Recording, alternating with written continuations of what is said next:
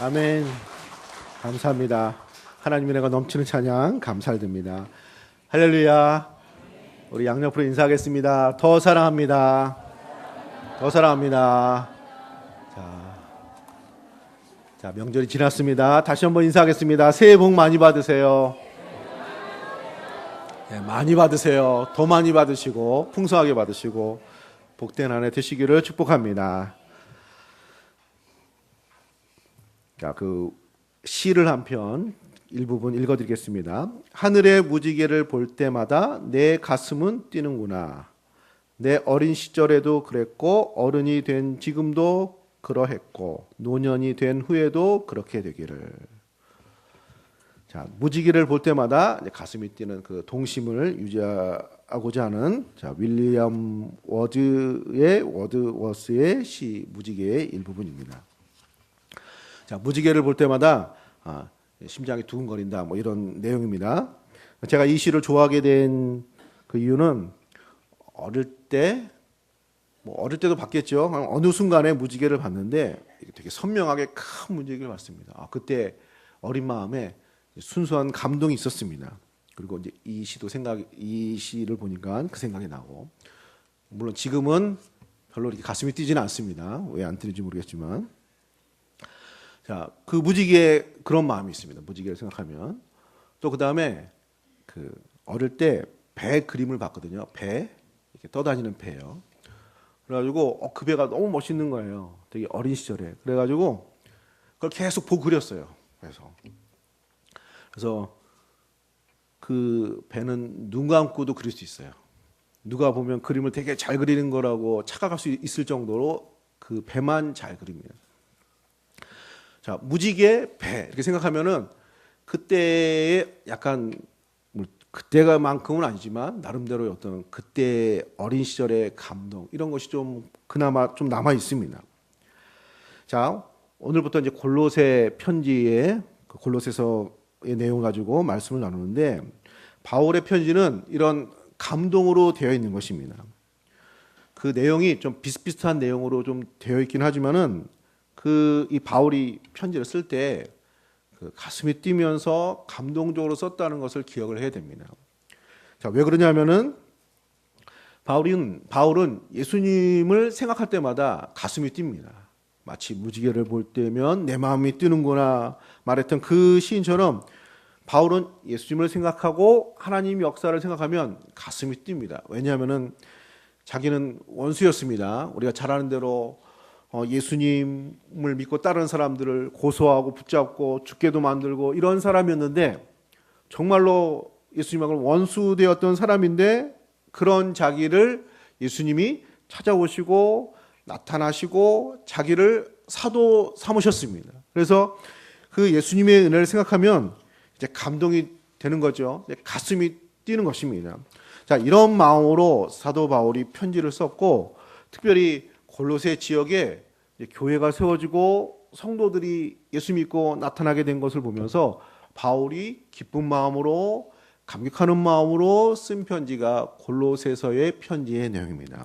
자, 이 말씀을 가지고 같이 은혜 받으시고 오늘도 바울이 그렇게 감동적으로 썼던 그 말씀처럼 우리들의 마음에도 그런 마음이 좀 전해지는 복된 시간 되시기를 축복합니다. 자, 바울이 되게 기쁜 마음으로 가슴이 뛰면서 쓴 첫 번째 그 내용, 인사말은 신앙의 열매로 인하여 감사를 한 것입니다. 열매로 인해서 감사를 한 것입니다. 오늘 읽은 말씀 3절에 보면 우리가 너희를 위하여 기도할 때마다 하나님 곧 우리 주 예수 그리스도의 아버지께 감사하노라. 여러분들을 위해서 기도할 때마다 골로새 교회 성도님들을 생각하고 기도할 때마다 저는 하나님 아버지께 감사를 드립니다. 감사한 생각이 너무 넘쳐납니다. 왜냐하면은 6절 말씀 보면은 우리 6절 말씀을 같이 읽어보겠습니다. 이 복음이 이미 너희에게 이름에 너희가 듣고 참으로 하나님의 은혜를 깨달은 날부터 너희 중에서와 같이 또한 온 천하에서도 열매를 맺어 자라는도다. 아멘. 골로새 지역은 바울이 직접 가서 복음을 전한 지역이 아닙니다. 바울이 그 가르쳤던 에바브라라는 사람이 가서 복음을 전했는데 거기에 하나님의 역사가 나타나가지고 예수 믿고 이렇게 골로새 교회가 생겨나게 된 것입니다. 그래서 바울이 생각하기에 원수되었던 자기를 만나주셨던 그 예수님이 그 척박한 지역에 가서도 또 우리 에바브로를 통해서 전해진 그 복음을 듣고 많은 사람들이 예수 믿고 신앙의 열매를 맺어간다는 그 소식이 바울에게 이제 감사가 되고 감동이 되고, 그리고 자기가 처음 예수님을 만나고 예수님에 대해서 잘못 생각하고 그랬던 자신이 그렇게 변화받았던 그 기억이 이렇게 되살아나면서 바울이 기쁜 마음으로 이 편지에 인사말을 하면서 여러분들을 생각할 때마다, 기도할 때마다 저는 감사를 드립니다. 그 열매, 신앙의 열매가 나타난 것에 대해서 감사를 드리는 그런 모습이 나와 있습니다. 할렐루야. 전에 호박을 심었을 때 일입니다. 호박을 교회 수양관 옆에 밭이 있어가지고 이제 호박을 심재요. 호박이 잘 자라고 자주 안 와봐도 되고 손이 안 가는 거라서 이제 제가 전도사 시절인데 이제 호박을 심자고 그래서 심자고 그러니까 어떻게 해야 돼요? 뭐 심어야죠. 뭐 심는 것도 어렵지 않대요. 구덩이를 파고 이렇게 모종을 이렇게 심으면 됩니다. 뭐 그렇게 어렵지 않더라고요. 그런데 호박은 밑거름이 중요하대요. 이렇게 거름을. 근데 우리가 거름이 없으니까 저기 화장실에 가가지고 그 변을 퍼다가 이 구덩이에 넣고 그리고 흙을 덮고 이렇게 하자는 거예요. 어떻게 해야 돼요? 해야죠. 그래서 진짜 처음으로 정말 처음으로 해봤습니다. 거름을 퍼다가 구덩이에 넣고 그리고 이제 이렇게 했습니다. 막 사실 속으로는 막 불평이 막 나왔어요. 아니 뭐 이런 것까지 꼭 해야 되나? 거기 목사님이 목회를 잘하려면 농사를 잘 지어야 된대요. 이 원리가 비슷하대요. 농사 원리하고 목회 원리가 비슷한지 안 비슷한지 모르겠지만 정말로 막 냄새도 나고 막 하기 싫고 막 그랬어요. 그래도 뭐 그렇게 잘 자란다고 하니까 그렇게 했습니다.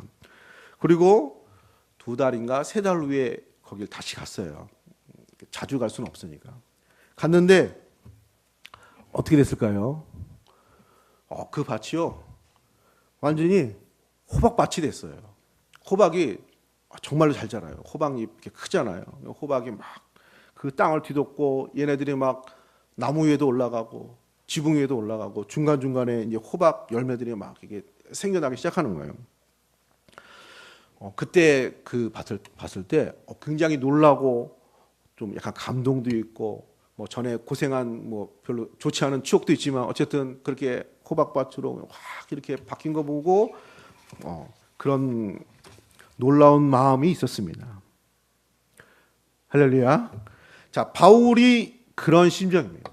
거기는 그렇게 복음이 들어가고 예수 믿는 사람들이 생기고 그러기 쉽지 않은 지역입니다. 그런데 제자를 통해서 복음이 전해지고 많은 사람들이 열매가 맺혀지고 막 생겨나는 이런 소식을 듣게 되니까 바울이 놀라고 감동스럽고 감사하고 이런 마음이 든 것입니다. 마치 호박잎으로 막 그 척박한 밭이 덮이듯이 하나님의 역사로 그 땅과 그 지역이 막 이렇게 덮이는 것을 이제 보는 것 같은 것입니다. 바울에게. 그래서 감사하고 그 열매로 감사하는 바울의 모습이 나와 있습니다. 사랑하는 성도님들, 이런 역사가 나타나기를 소원합니다. 이렇게 잘 자라는구나. 이렇게 잘 되는구나. 물론 그렇게 되기를 바랬지만 그 생각 바깥으로 밖에 그냥 넘치도록 채워지고 열매도 생겨나고 풍성해지는 그런 감탄이 나오는, 감사가 나오는 그런 역사가 있기를 축복합니다. 자, 아멘 하신 분들은 그렇게 될 줄로 믿습니다. 자, 그렇게 되는 거예요. 이게 다 은혜로 되는 거니까 그렇게 되는 것이죠. 자, 그래서 바울이 그런 마음으로 계속 그 내용을 말하고 있습니다. 그래서 그 열매의 모습으로 그 열매라고 생각한 것은 바울이 볼 때 믿음, 소망, 사랑 이런 것들이 이제 보이게 된 것입니다. 자, 오늘 읽은 말씀 4절에 보면 이는 그리스도 예수 안에 너희의 믿음과 모든 성도에 대한 사랑을 들었으며, 사실 바울은 지금 감옥에 있습니다.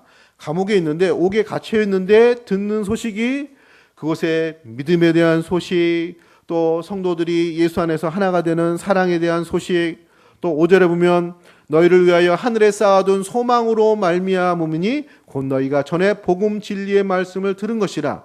믿음, 소망, 사랑 자주 들어봤죠. 이 바울의 편지에 보면 이런 내용이 자주 나옵니다. 그런 신앙의 열매의 중요한 표지와 같은 믿음의 모습, 또 사랑의 모습, 소망의 모습, 이런 것들이 이렇게 계속 들리니까 하나님이 정말로 역사하시는구나. 그냥 그런 얘기를 하는 게 아니고 정말 열매가 맺혀지는구나 하고 바울이 감사하면서 이 편지를 인사말로 골로새 교회 성도들에게 하고 있는 것입니다. 씨앗은 생명이죠. 우리가 뿌리는 씨앗이. 마찬가지로 복음도 그런 성격이기 때문에 적당한 환경, 좋은 밭을 만나면 뿌리 내리고 자라고 열매를 맺게 되어 있는 것입니다. 그래서 아까 읽은 6절에 있는 말씀처럼 이 복음이 이미 너희에게 이름에 너희가 듣고 참으로 하나님의 은혜를 깨달은 날부터 너희 중에서와 같이 또한 온 천하에서도 열매를 맺어 자라는도다. 너희가 듣고 하나님의 은혜를 깨닫고 받아들이는 그때부터 사실은 뿌리 내리고 자라고 열매 맺기 시작했다는 것입니다. 그 사실에 대해서 하나님께 감사하고 영광 돌리는 바울의 이런 고백이 담겨져 있는 것입니다. 마치 예수님의 말씀처럼 씨 뿌리는 비유의 말씀처럼 좋은 밭에 뿌려지면 어떻게 되죠? 30배, 60배, 100배의 결실과 열매로 자라게 되는 것처럼 복음은, 하나님 말씀은 생명의 성격이기 때문에 우리가 믿음으로 받아들이게 될 때 우리들의 삶 속에 뿌리 내리고 자라고 열매 맺는 모습으로 오늘 우리에게 나타나게 된 줄로 믿습니다. 그 증거가 뭐예요? 우리가 이 자리에 앉아 있는 거예요. 할렐루야. 아무나 앉아 있는 것이 아니에요.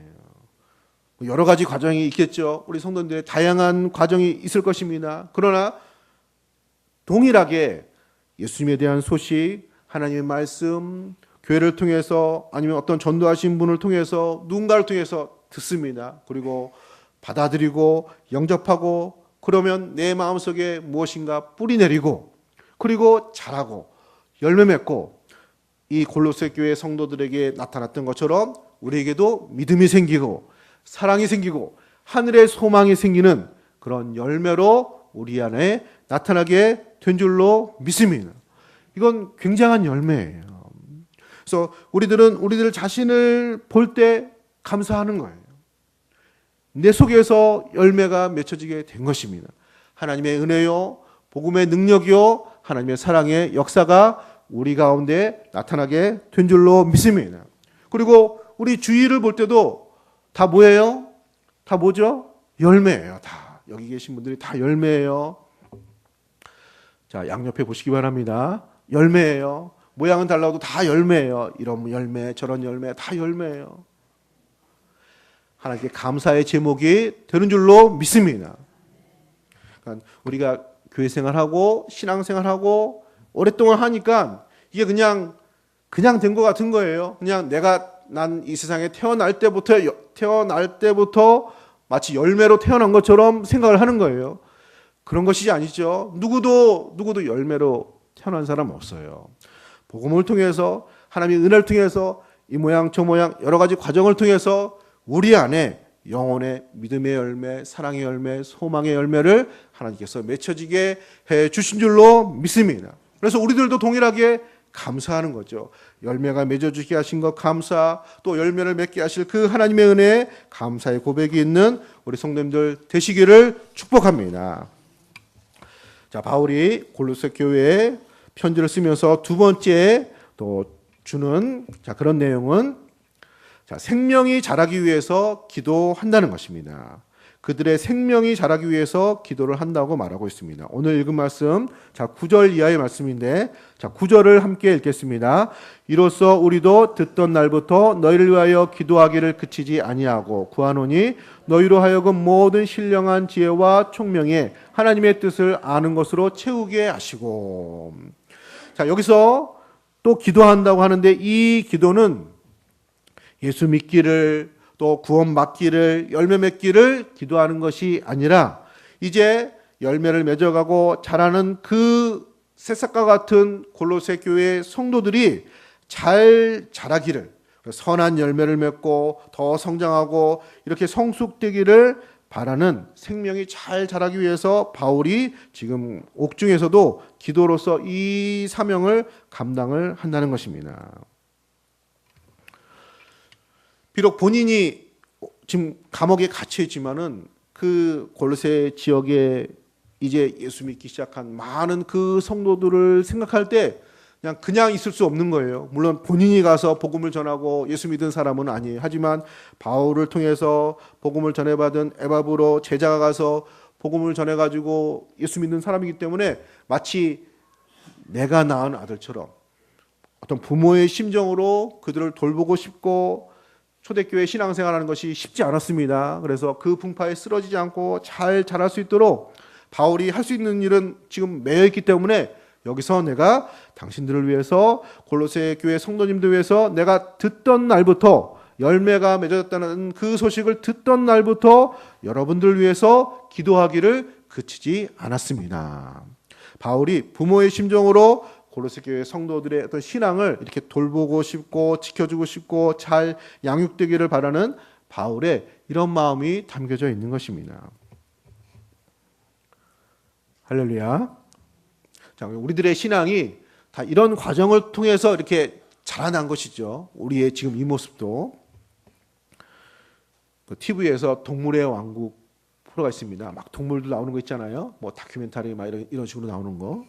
거기 보면은 그 어떤 프로인데, 이제 그 동물의 어미들이 새끼를 어떻게 이렇게 키우나 이런 내용이 이렇게 나오는 그 내용입니다. 그날의 주제가. 그래서 뭐 그 표범, 사슴, 말, 뭐 소, 나름대로 그 새끼를 양육하는 그 장면이 나옵니다. 일단은 그 다 어미가 보호를 합니다. 이게 적들에 대해서 이렇게 보호해요. 목숨을 걸고.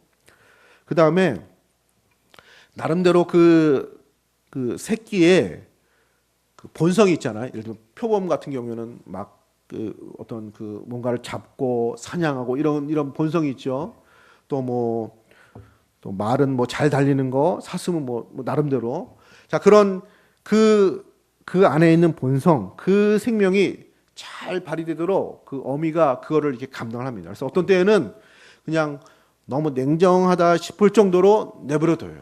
막 예를 들면 표범 같은 경우에는 막 배가 고파도 주지 않고 뭐 이렇게 막 힘들게 만들고 막 스스로 헤쳐나가도록 막 그런 모습이 나와요. 그래서 자기 안에 있는 이렇게 부여된 그런 그 어떤 그런 그 야성이라고 할까요? 그런 것이 있잖아요. 그런 것이 잘 발휘되도록 그 어미들이 그것을 잘 이렇게 보호하고 지키고 이렇게 또 봐주고 이런 모습이, 자, 이런 모습을 봤습니다.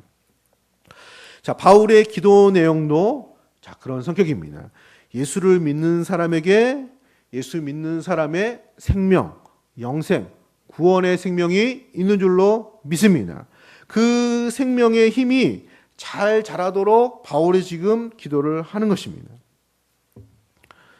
자, 생명이 있으면 감각이 있죠. 감각. 자, 그런 감각 중에 하나가 바울이 지금 말하는 것이 하나님을 아는 것에 자라게 하시고, 9절에도 보면 하나님의 뜻을 아는 것으로 채우게 하시고, 10절에 보면 주께 합당하게 행하여 범사에 기쁘시게 하고 모든 선한 일에 열매를 맺게 하시며 하나님을 아는 것에 자라게 하시고, 이제 예수를 믿었기 때문에 하나님을 안다는 것이죠. 뭐 정확하게 알지 않아도 분별할 수 있고 감각이 있는 것입니다. 그래서 이건 하나님이 기뻐하신 일이고 이거는 아니고, 어떤 것이 또 그런 하나님의 인도하심, 이런 것들을 알 수 있는 그런 생명의 힘, 감각들이 있는 것입니다. 그런 것들이 이게 무너지지 않고 다치지 않고 잘 자랄 수 있도록 바울이 기도를 하고 있는 것입니다.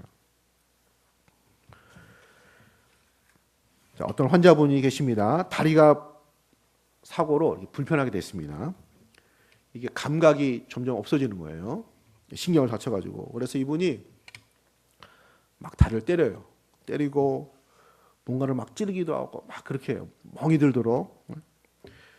그렇게 하는 이유는 이 사라져가는 다리에 감각을 느끼고 싶은 거예요. 감각을.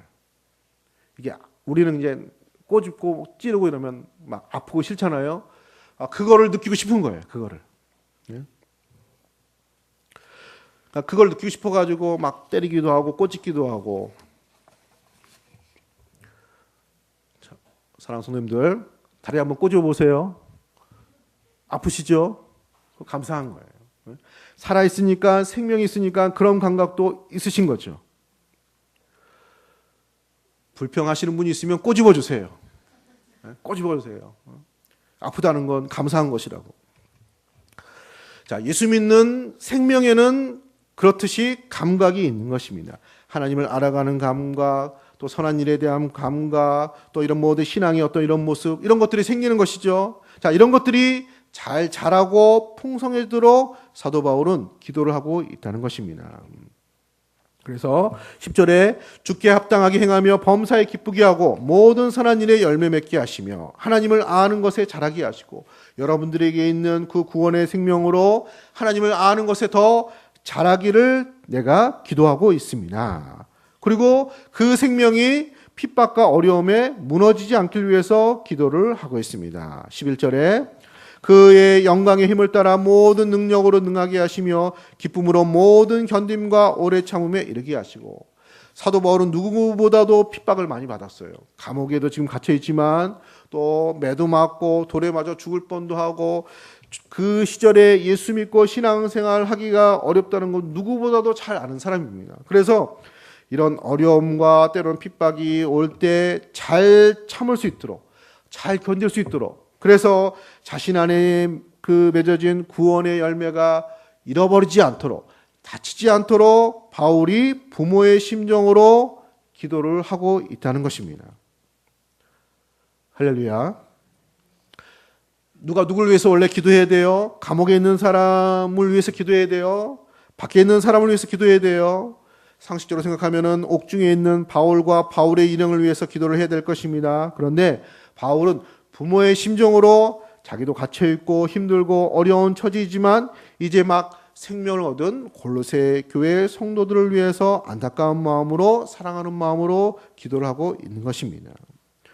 품고 기도를 하고 있는 것이죠. 사랑하는 성도님들, 이렇게 신앙을 이렇게 돌보는 것은 말씀과 기도로 감당을 하는 것입니다. 특별히 기도로 감당하는 부분이 있는 것입니다. 교회는 합심해서 기도를 통해서 우리 모든 연약한 성도, 우리 성도님들의 신앙과 생명을 감당하는 곳이 되는 줄로 믿습니다. 아까 그 동물의 왕국에서 그 어미들의 공통적인 특징은 막 그렇게 하다가도 저녁이 되면 새끼를 품습니다. 모두 다 똑같아요. 다 새끼를 품어요. 보육원에서 봉사하는 어떤 선생님의 간증하는 이야기 중에 한 장면이 기억이 났습니다. 봉사를 하는데, 일을 하는데 아이들이 귀찮을 정도로 안긴다는 거예요. 너무. 보육원에 이제 돌봐주는 사람 많이 있어요. 뭐 밥을 주는 사람, 가르치는 사람, 뭐 옷 이렇게 세탁해주는 사람 다 있습니다. 다. 그런데 이렇게 안아주는 사람은 없거든요. 그러니까 자기가 좀 애들이 귀엽고 이쁘고 그래가지고 몇 번 안아주니까 애들이 달려와가지고 자기도 안아달라고 모두 다 안아달라고. 엄마가 있어야 되는데 엄마가 없잖아요. 그 애들이. 그러니까 아이들은 누구라도 엄마의 품에 안겨서 잘하거나 못하거나 이렇게 엄마가 안아주는 그런 안기는 품을 경험할 그럴 기회가 있어야 되는데 아이들 그 기회가 없으니까 자기한테 안아달라고 이렇게 막 온다는 거예요. 그래서 그때부터 이제 궁유 불쌍한 마음이 들어가지고 이제 귀찮아하지 않고 아이들을 안아주고 그렇게 감당했다. 그런 얘기를 들었습니다. 자, 믿음의 세계에서는 우리가 누군가를 위해서 기도해 주는 것이 그 영혼을 품고 안아주는, 그래서 그 생명이 온전하게 자라게 해주는 그런 일들을 감당하게 되는 것입니다. 할렐루야. 바울은 지금 감옥에 있지만 마치 부모의 심정으로 골로새 교회를 품고 그 성도를 품고 기도하고 있는 것입니다. 사랑하는 성도님들, 신앙의 세계에서는 기도하는 사람이 큰 사람입니다. 할렐루야. 뭐 더 높은 사람, 더 뭐 어떤 높은 위치에 있는 사람, 그런 의미가 아니라 더 많은 것을 감당할 수 있는 그런 신앙의 역량이 생기는 것이죠. 바라기는 우리 성도님들 열심히 기도하시고 기도가 풍성해지고 나뿐만 아니라 다른 사람들도 품고 기도할 수 있는 바울과 같은 신앙의 모습 되시기를 축복합니다. 우리들의 기도 안에서 자녀들이 자라고 연약한 성도들이 샘을 얻는 것이고 몸된 교회가 풍성하게 자라나는 놀라운 역사가 나타나게 될 줄로 믿습니다. 그래서 우리 기도 생활이 우리들 자신을 위해서도 기도해야 될 뿐만 아니라 더 풍성해져서 우리 가족과 또 이웃과 또 교회의 많은 것들을 감당할 수 있는 그런 우리 성도님들 되시기를 축복합니다. 그래서 우리 기도 모임에 좀 참여하시고 새벽에도 가능하면 또 나오시고 금요 기도에도 참여하시고 또 목장 모임에서도 또 모이시고 예배드리고 꼭 한번 통성으로 또 기도도 하시고 또 기도가 점차적으로 풍성해지는 그런 생활 되시기를 축복합니다. 자, 마지막 세 번째로 감사하는 법을 배우기를 기도하고 있습니다. 오늘 읽은 말씀 12절 말씀입니다. 우리 12절 말씀 같이 읽겠습니다. 우리로 하여금 빛 가운데서 성도의 기업의 부분을 얻기에 합당하게 하신 아버지께 감사하게 하시기를 원하노라. 자, 지금 기도의 내용, 기도의 제목들을 말하고 있는데 골로새 교회 성도님들이 그 기업을 얻게 하신 하나님 아버지께 감사하게 하시기를 원하노라. 여러분들이 하나님 앞에 감사할 수 있기를 제가 기도하고 있습니다. 이런 내용입니다. 자, 감사는 온전히 깨달을 때 기도를 하는 것입니다. 성숙한 사람이 감사하는 것입니다. 아이들은 감사할 줄 몰라요. 애들이 왜 이 고마운 줄 모르지, 감사한 줄 모르지. 그건 아이들이기 때문에 그런 것입니다. 물론 이제 아이들 중에 이 가정에서 훈련을 잘 시키고 잘 양육을 해가지고 감사합니다, 고맙습니다, 그렇게 인사 잘하는 아이들이 있어요. 참 잘 이렇게 양육을 한 것입니다. 자, 그런데 그 아이들이 정말로 감사하고 이런 것보다는 그게 이제 잘 배운 거죠. 아이이기 때문에 잘 몰라요. 우리 부모님이 얼마나 수고하시는지, 선생님이 얼마나 수고하시는지, 학교 선생님이 얼마나 이렇게 수고하시는지, 누가 이렇게 얼마나 이렇게 고생하시는지, 내게 이런 거 주려고 얼마나 이렇게 수고를 했는지 그런 거 잘 모르는 거예요. 하지만 아이가 자라고 철이 들고 깨닫게 되면 감사가 되는 거죠. 우리 부모님이, 우리 선생님이, 우리 친구가, 우리 가족이 이런 거 해주려고 이렇게 고생을 하셨구나, 수고했구나, 감사하는 마음이 드는 것입니다. 깨달은 때부터 말이죠. 그러니까 성숙하고 성장하고 철이 들면 감사하게 되는 것입니다. 골로새서의 주요 내용은 골로새 교회 성도들이 더 성숙하고 성장하고 자라기를 위해서 사도 바울이 편지를 쓴 것입니다. 이제 새로 생긴 신생 교회이기 때문에 그런 것입니다. 자, 그런 것처럼 사도 바울이 그 골로새 교회 성도들이 잘 자라기를 위해서 기도하는데 그 잘 자라나고 성장하는 중요한 표중이 하나가 감사로 생각한 것입니다. 그러니까 은혜를 알고 깨닫게 되면 감사가 나온다는 것입니다. 사랑하는 성도님들, 우리들의 신앙의 생명이 더욱더 풍성하게 자라나는 성도님들의 신앙생활 되시기를 소원합니다. 그 안에서 이제 감사가 나오게 된다는 것입니다. 그래서 13절, 14절에 보면 그가 우리를 흑암의 권세에서 건져내사 그의 사랑의 아들의 나라로 옮기셨으니 그 아들 안에서 우리가 속량코 제사함을 얻었도다. 감사하게 된다는 것이죠. 예수 믿게 된 것은 흑암의 권세에서 우리를 건져내신 것이고 그의 사랑하는 아들의 나라, 하나님의 나라로 우리를 불러주신 것이고 그 아들 안에서, 예수 안에서 우리가 죄사함을 얻게 된 것을 알게 되고 깨닫게 되고 감사하게 된다는 것입니다. 날마다 이런 감사가 넘쳐나는 신앙생활 되시기를 축복합니다. 자, 말씀을 정리하고 마치겠습니다. 사랑하는 성도님들, 사도 바울이 골로새서 편지를 쓰면서 인사하면서 한 말, 내가 여러분들을 생각할 때마다, 기도할 때마다 감사가 나옵니다.